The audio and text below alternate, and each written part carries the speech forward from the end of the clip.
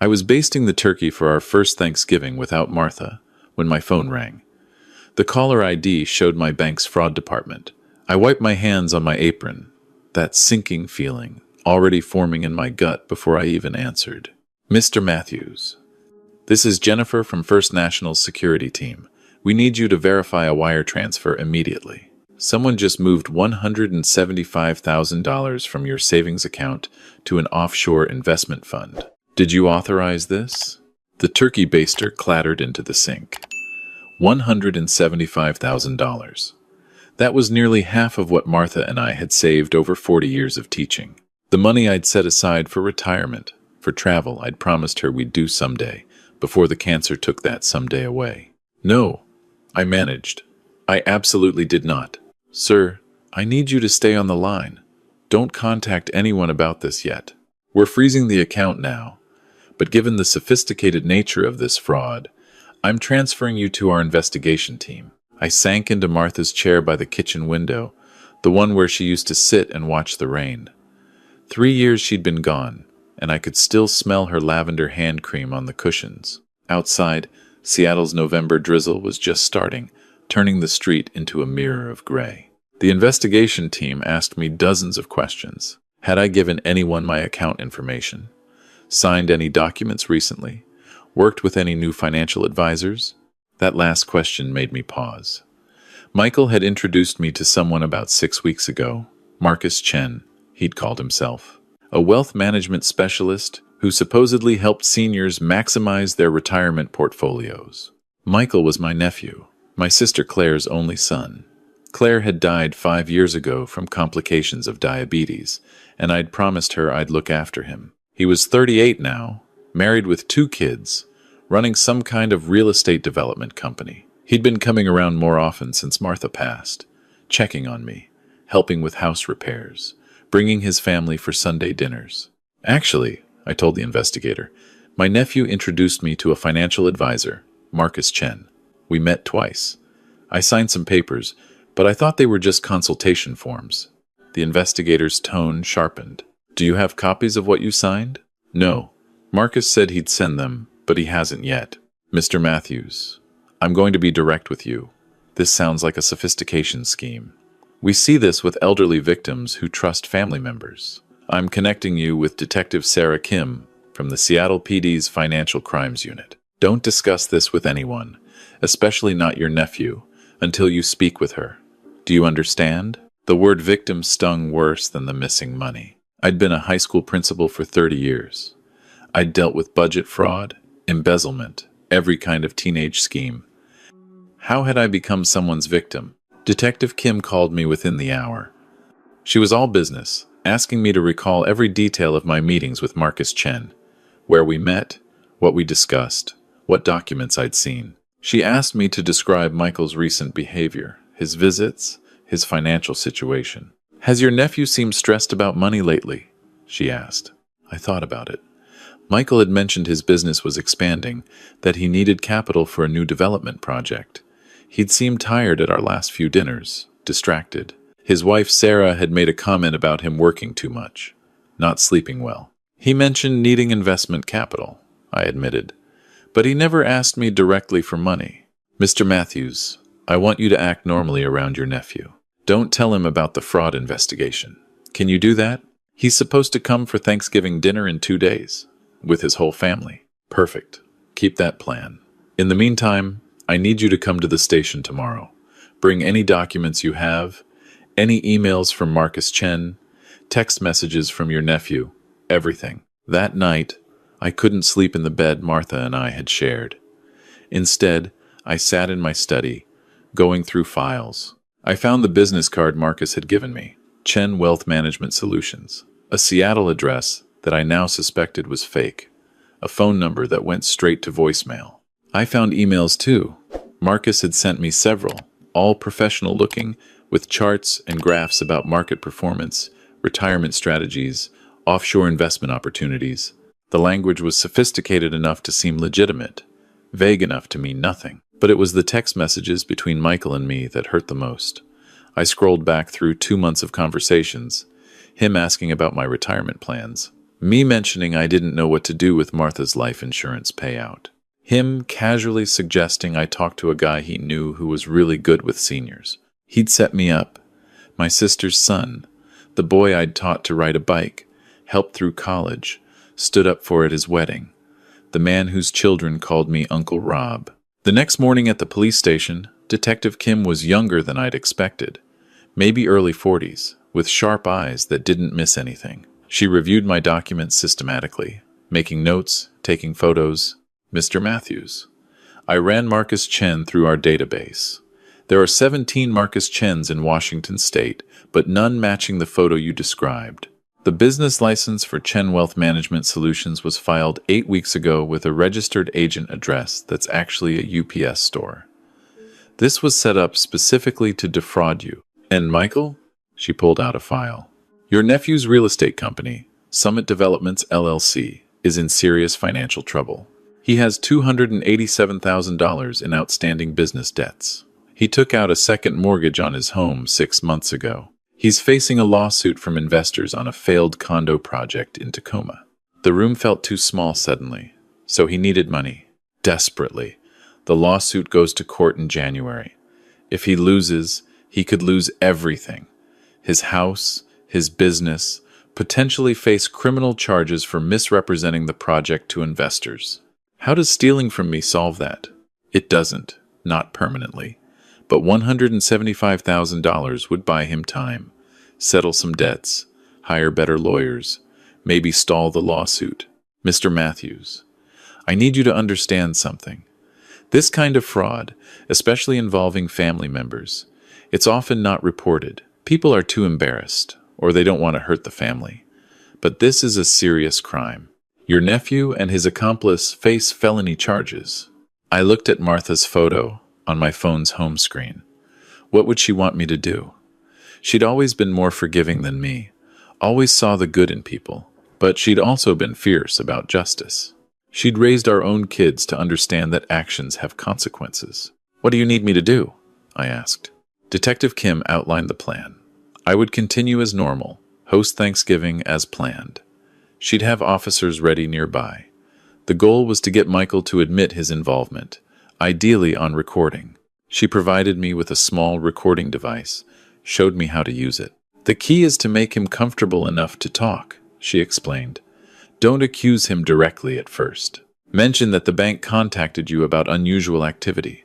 See how he reacts. If he's involved, he'll either try to cover it up or might even double down. Try to convince you the investment is legitimate. I spent that entire day preparing for a Thanksgiving dinner that now felt like a trap. I made Martha's cornbread stuffing recipe, the one she'd perfected over 30 years. I prepared the green bean casserole her mother had taught her. I set the table with the china we'd gotten as wedding gifts, plates that had seen 43 Thanksgivings before this one, but my hands shook as I worked. This wasn't just about money. This was about trust, about family, about everything Martha and I had believed in. We'd raised our kids to value honesty above all else. We'd built our lives on the principle that family took care of each other, not preyed on each other. That night, I called my daughter Jessica in Portland. She and her family couldn't make it this year because her husband was working, but we video chatted every few days. I almost told her everything, but Detective Kim's words stopped me. Don't tell anyone. The fewer people who know, the better. Dad, you seem stressed, Jessica said, her face concerned on the screen. Is this about tomorrow? Is it too much, hosting without Mom? Maybe a little, I admitted. It wasn't really a lie. You don't have to do this every year, you know. Michael would understand if you wanted to skip it. If only it were that simple. Thanksgiving morning arrived cold and clear, unusual for Seattle. I woke early, started the turkey, went through the motions of a tradition that now felt hollow. The recording device was in my shirt pocket, a small weight that reminded me of what I had to do. Michael arrived at 2, right on time. He had Sarah and their 2 kids, Emily and Jacob, 9 and 7. The kids ran to hug me, showing me their school projects, talking over each other the way kids do. Emily had made a thankful tree at school, construction paper leaves listing things she was grateful for. One said, Uncle Rob, in her careful 3rd grade handwriting. I thought I might be sick. Uncle Rob, you okay? Michael asked. He'd always been good-looking, the kind of charisma that made people trust him. You look pale, just tired. Turkey's been going since 5 a.m. Sarah brought wine and a pumpkin pie from their favorite bakery. We made small talk while the kids played in the living room. Michael asked about my garden, my book club, whether I'd thought about joining the senior center for activities. The perfect, attentive nephew. I waited until we were carving the turkey, just Michael and me in the kitchen while Sarah got the kids washed up. The recording device was on. I'd practiced this conversation in my head a dozen times. Michael, I got a strange call from the bank Tuesday. His hand slipped slightly on the carving knife. Just a fraction, but I saw it. Yeah? What about? They said there was unusual activity on my account. A large wire transfer. He recovered quickly, his face showing just the right amount of concern. That's weird. Did someone hack your account? You need to be careful with those phishing emails, Uncle Rob. Seniors are targeted all the time. Seniors. There was that word again. No, it wasn't a hack. It was a legitimate transfer. To some offshore investment fund. Thing is, I don't remember authorizing any offshore investments. I watched him process this. I could almost see the calculations behind his eyes. How much did I know? How much could he still cover? Well, didn't you meet with that investment guy, Marcus? Maybe you forgot.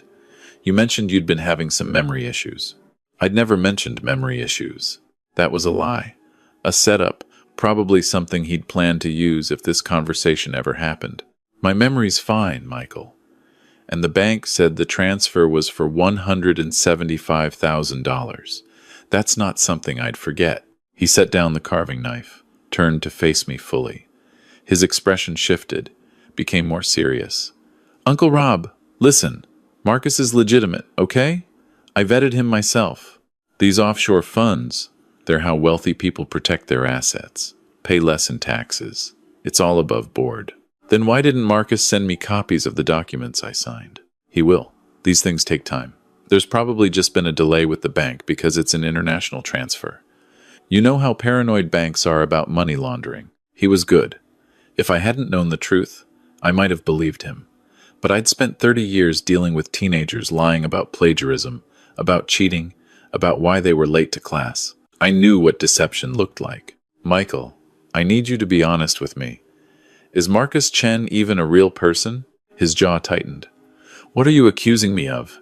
I'm not accusing. I'm asking. Because the bank froze my account. They're investigating this as potential fraud. And Detective Kim, from the Financial Crimes Unit, wants to talk to me again tomorrow. I watched the color drain from his face. For a moment, he looked like he might run. Then something else took over. Something harder. You called the cops? On me? On your family? I called the bank about my missing money. They called the police. I haven't told them anything about you yet. That was technically true, though deeply misleading. Sarah appeared in the doorway, sensing the tension. Everything okay in here? Fine, Michael said sharply. Uncle Rob and I are just having a discussion. She looked between us, uncertain, then retreated to the dining room, where the kids were arguing over who got to sit in Grandma Martha's chair. Michael's voice dropped low. Okay, look, Marcus might not have been completely legitimate, but Uncle Rob, you have to understand, I'm in trouble. The Tacoma project fell through. Investors are suing. I'm going to lose everything. My house, my business, my kids' college funds. I needed help. So you stole from me? I borrowed. It was a loan, Uncle Rob. I was going to pay you back, with interest. The offshore account thing, that was Marcus's idea. He said it would be easier to move the money that way, but I swear I was going to make it right. By lying to me? By having me sign documents I didn't understand? By making me think I was losing my memory? I never said you were losing your memory. You just implied it. 30 seconds ago. Maybe you forgot. He ran his hands through his hair, the same gesture my sister used to make when she was stressed. I'm sorry. I'm so sorry, Uncle Rob. I didn't want to do this, but I'm desperate. If I don't settle with those investors by January, I go to court. I could go to prison.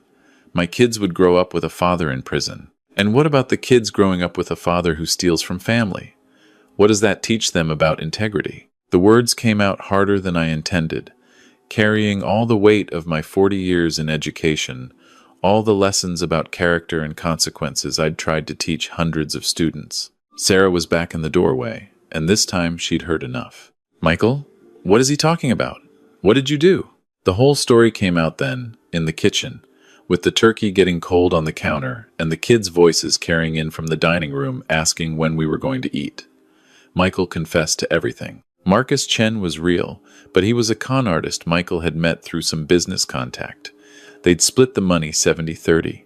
Marcus had already left the country with his cut. Michael had used his portion to make minimum debt payments, to buy himself time. "You stole from Rob?" Sarah's voice was hollow with disbelief. "After everything he's done for us? After he helped with our wedding? After he was there when Emily was born? When your mom died? What else was I supposed to do? Let us lose everything? You were supposed to ask for help, not steal it." Their argument dissolved into the kind of raw marital fight I hadn't witnessed in years. I left them to it, went to the dining room where Emily and Jacob were getting restless. I put on a smile I didn't feel. "How about you two help me set out the food? We're going to eat soon." We brought out dishes together, the kids chattering about school and friends and the Thanksgiving play they'd performed yesterday. Normal kid stuff, completely divorced from the adult disaster unfolding in the kitchen. Detective Kim had told me to get a confession on recording. I had that now. I could call her, have Michael arrested right here, in front of his children on Thanksgiving. The law would take its course. He'd face felony fraud charges, likely serve time. It was what he deserved. But I thought about Emily's thankful tree, about Jacob asking me last week to come to his basketball game, about Sarah, who'd done nothing wrong except marry a man who made terrible choices under pressure. Martha's voice seemed to whisper in my ear, the way it sometimes did in moments like this. "Justice matters, Rob, but so does mercy. They're not opposites. They're two parts of the same thing." I'd taught that concept to students for years. Restorative justice, we called it. The idea that consequences should restore what was broken, not just punish what was wrong. When Michael and Sarah finally emerged from the kitchen, both looking shattered, I was sitting at the head of the table, in my usual spot. Martha's chair remained empty. It always would. "Sit down," I said. "Both of you." They sat. Sarah had been crying. Michael looked like he was preparing for execution. "Here's what's going to happen," I started. "Tomorrow, you're going to meet with Detective Kim with me. You're going to confess everything, return whatever money you haven't already spent, and provide evidence against Marcus Chen for the police to pursue. Uncle Rob, if I do that, I'll go to prison. Maybe. That depends on a lot of factors, including whether I press charges. But either way, you're going to face what you've done. You're going to accept responsibility." I pulled out 2 documents I'd prepared that morning, after hours of research and consultation with my own attorney. I'd paid for a rush job, but it had been worth it. This is a restitution agreement.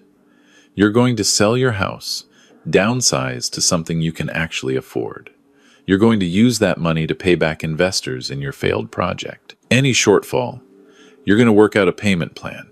It might take you 10 years, but you're going to make it right. "We'll lose everything," Sarah whispered. "No, you'll lose the things you couldn't afford anyway. You'll keep your integrity if you choose to." I slid the second document across. "This is a loan agreement. I'm lending you $50,000, interest-free, to help you settle the most pressing debts and avoid immediate legal action. But you're going to pay me back $500 a month with automatic withdrawal. If you miss a single payment, the full amount becomes due immediately." Michael stared at the papers like they might bite him. "Why would you do this? After what I did?" "Because your mother asked me to look after you. And because these kids deserve better than watching their father go to prison or their family fall apart. But mostly because everyone deserves a chance to make things right, even when they don't deserve anything at all." It took weeks to sort everything out. Michael did meet with Detective Kim. With his cooperation, they tracked down Marcus Chen in Costa Rica and started extradition proceedings. The prosecutor agreed to reduce charges in exchange for Michael's testimony and full restitution. He got probation, community service, and a criminal record that would follow him forever. His house sold in December. They moved into a modest apartment in a less expensive neighborhood. Sarah went back to work as a nurse, picking up extra shifts. Michael took a job as a project manager for a construction company, no longer running his own business, working for someone else's vision instead of his own. It was humbling. It was hard. But slowly, month by month, they started rebuilding. I went to Jacob's basketball games. I helped Emily with her science fair project. I invited them for Sunday dinners, not in my home anymore, but at a small restaurant where we could split the bill and things felt less complicated. And I started going to the book club at the community center more regularly. That's where I met Helen. She was 72, a retired librarian who'd moved to Seattle to be near her grandkids. She'd lost her husband about the same time I lost Martha. We started having coffee after book club, then dinner, then long walks around Green Lake where we'd talk about everything and nothing, about grief and healing, about the strange experience of starting over in your 60s. On Thanksgiving the following year, I didn't cook. Helen and I volunteered at a community dinner, serving meals to people who had nowhere else to go. Michael and Sarah and the kids came too, all of us working side by side, dishing out turkey and stuffing to strangers who were grateful for the kindness. Emily asked me afterwards, while we were cleaning up Uncle Rob, "Are you still mad at Dad?" I thought about it carefully. I'd spent a year processing that anger, working through it with a therapist Helen had recommended, trying to understand the difference between forgiveness and trust. "I'm not mad anymore," I told her honestly. "But things are different now, and that's okay. Different doesn't always mean bad." She seemed to accept that, with the wisdom kids sometimes have, that adults lose. Later, driving home with Helen beside me, listening to her talk about her grandkids' latest achievements, I thought about Martha. She would have liked Helen, I realized. They had the same sharp wit, the same tendency to see through people's nonsense straight to their hearts. "You're quiet," Helen observed. "Just thinking about second chances," I said. "How strange they are. How you never expect them, but sometimes they show up anyway." She took my hand, squeezed it gently. The universe has a sense of humor that way. The money Michael had stolen, the trust that had been broken, the year of legal proceedings and family drama, it had all seemed like an ending when it started. The end of my relationship with my nephew, the end of my faith in family, maybe even the end of the peaceful retirement Martha and I had planned. But endings, I was learning, were just another word for beginnings you didn't see coming. The beginning of boundaries and realistic expectations. The beginning of understanding that love doesn't mean letting people hurt you, but it also doesn't mean giving up on them entirely. The beginning of a new chapter with Helen, with book clubs and community service and coffee dates. Michael would spend years rebuilding his life, paying back debts, earning back trust he'd shattered. That was his journey, his consequences, his chance to become someone better than he'd been. Mine was simpler and more complicated all at once. Learning to live again, to trust again, to believe that the world still held good things even after betrayal, even after loss. Martha's chair still sat empty at my table. It probably always would. But there were other chairs now, other people to fill them. Helen and her quick laugh. My daughter Jessica, visiting more often with her family. Even Michael's kids, who hadn't done anything wrong and deserved an uncle who showed up for them. The turkey baster I dropped that first day still had a small dent in it. I kept using it anyway, a reminder that broken things could still serve their purpose, that damage didn't mean useless. On quiet evenings, I'd sit in Martha's chair by the window and watch the Seattle rain, thinking about the strange mathematics of loss and gain. I'd lost $175,000 and gained clarity about who I could trust.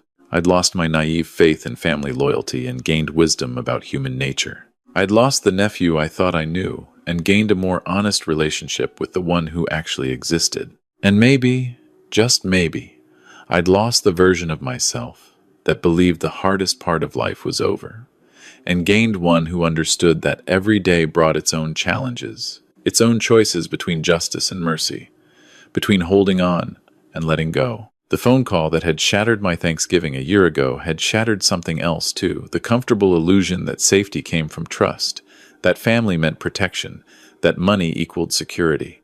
What I'd built in its place was more fragile and more real. The knowledge that safety comes from wisdom, that family requires boundaries, that security is something you create through choices, not circumstances. Martha would have been proud, I thought. Not of the situation, not of what had happened, but of how I'd handled it, with both firmness and grace, with consequences and compassion, with the understanding that people are complicated, that betrayal doesn't erase history, and that sometimes the right choice is the hardest one. The rain continued outside, steady and relentless, the way it always did in Seattle.